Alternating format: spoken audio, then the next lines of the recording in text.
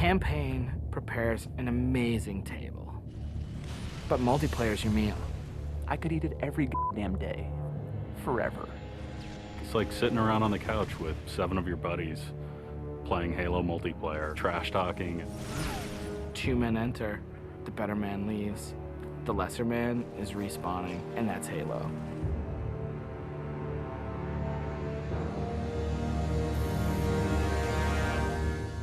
The beta.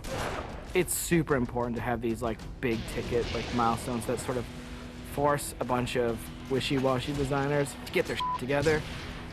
So for the multiplayer team, it is absolutely a test of all the stuff we've been doing.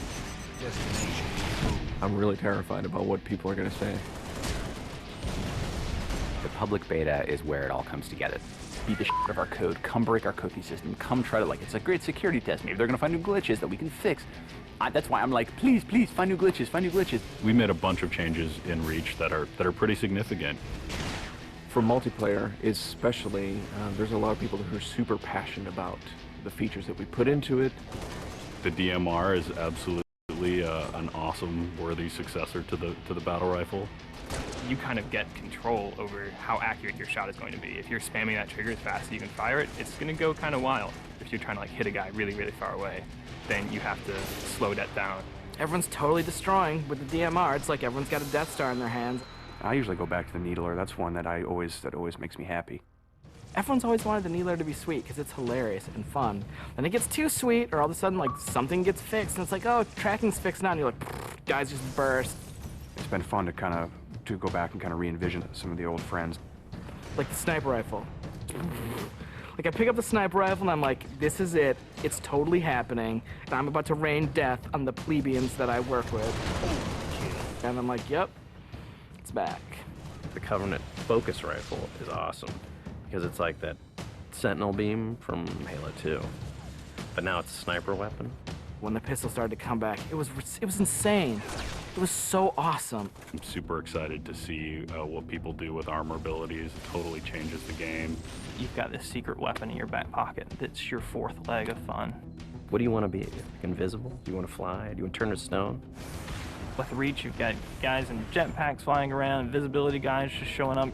It's kind of a give and take between us and Sage and Josh, trying to figure out what's that perfect balance with all the new stuff. There's a lot of that goes on. They're like, shh, don't tell Sage, he'll nerf it. You're juggling plates, right? You're just sitting there spinning the plates, and occasionally one starts spinning, you're like, ah! And you're like, making Viz more powerful. And everyone's like, no, I'm picking Viz. And you're like, okay, make it less powerful. And then, oh, no, everyone I mean, that's what Sage and those guys do. It's a fucking huge challenge.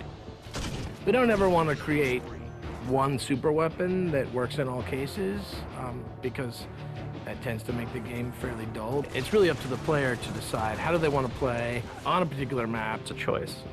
Double kill. That's, I think, Halo at its best, is making these choices.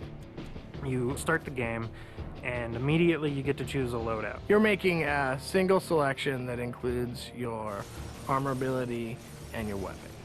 We sort of pair those intentionally. It breeds this smarter combat. You'll definitely notice a big difference in how the game functions. Right now, at this exact moment in development, Armor Lock's insane. It's super powerful. I love it. It is just fucking fun. There are 2 Slayer maps. There's Powerhouse, which is an asymmetrical map. Lots of indoor-outdoor action. Sword Base is a very vertical map. Moving around Sword Base is a completely different scenario when you've got a jetpack versus when you're sprinting. This time around, we decided to integrate all of the multiplayer maps within the campaign. Overlook is another Pioneer-style base. We're using it for a game type called Generator Defense. That's also a multiple loadout game type. Your loadouts are actually far more varied than, say, in Slayer. Boneyard is our largest map we've ever done in multiplayer. It's definitely the most complicated multiplayer space we've ever tried, and it's also a new game type. Invasion is this big team battle. We sort of sat down and said, let's try to make an objective game that has elements like Slayer and try to make that more fun. And we wanted a big, huge, lots of guys and all these fictional elements. We've added a couple new objective game types, Headhunter, Stockpile. Headhunter. It's so much fun. Like seeing a dude pick up skulls and then you cap him and seeing skulls fly out of his body and then the mad dash to pick those things up. There's a lot of tension as you're amassing skulls. It's the risk reward of gathering up a lot and banking all at once, or just doing it one at a time and not being a big target. Headhunter. Stockpile is a team game based on capture the flag. 2 teams each have their collection zone or stockpile. There are multiple flags on the map, and your goal is to grab a flag, take it to your goal. It's a game of capture and defense. We have what we call the party games. We have Race, we have Oddball, we have King of the Hill, but like, Slayer's the thing you keep coming back to. Like, for me, Slayer is the game. Slayer is multiplayer. The arena is a really awesome evolution for people who want to play really hardcore competitive multiplayer. Let's just acknowledge that Slayer's awesome and try to build that space where we can sort of say, like, if you're hyper competitive, care about stats, let's make that for you. Bam, games, games, games, push, rating, push, division. The better you play, you'll eventually be put into a division. The arena divisions are broken up into Onyx, Gold, Silver, and Steel. You can say, oh yeah, I was Gold, you know, and like that means something. And I'm like, oh yeah, that's cool. You're basically a AAA baseball player. And I'm like, I'm Onyx. Like, you just met f***ing Roger Clemens. Our matchmaking system is really good at matching people up based on skill. What it has never been really good at before is saying, well, how much fun will these 2 people have playing together? I'll sing. Some of it's obnoxious. I'll get muted. Why can't I tell the system, dude, find me the people who love playing like a team player? Instead of just trying to put 8 people in a game together, we first use the social preferences for finding teammates. And then we can say, find 4 other people who are really good skill match.